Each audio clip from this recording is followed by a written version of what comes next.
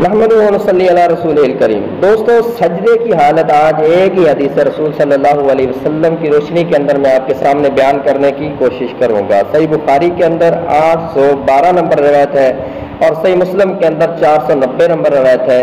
دونوں کے الفاظ ایک ہیں۔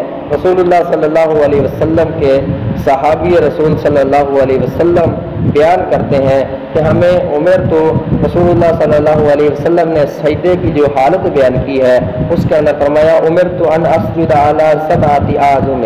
رسول اکرم صلی اللہ علیہ وسلم نے فرمایا کہ مجھے حکم دیا گیا ہے کہ 7 چیزوں پر، 7 ہڈیوں پر میں سجدہ کروں، 7 ہڈیوں پر۔ اب ان میں سے سب سے پہلے کیا ہے؟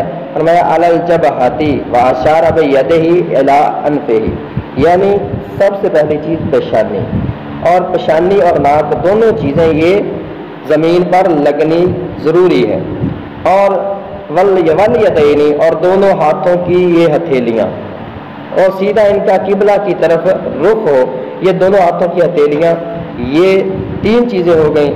والرکبتین، اور دونوں گھٹنے یہ بھی زمین کے اوپر ٹکے ہوئے ہونے چاہیے۔ واطراف القدمین، اور دونوں پاؤں کی انگلیاں یہ بھی زمین کے اوپر ہونا لازمی ہے۔ تو یہ 2 پاؤں کی انگلیاں، 2 گھٹنے اور 2 ہی ہاتھ، یہ 6 ہوئے، اور 7ویں آدمی کی پیشانی۔ ان 7 چیزوں کا سجدے کی حالت میں زمین پر ہونا، ٹکے ہونا ضروری ہے۔ اللہ سے دعا ہے کہ حق بات کو سمجھ کر اس کے اوپر عمل کرنے کی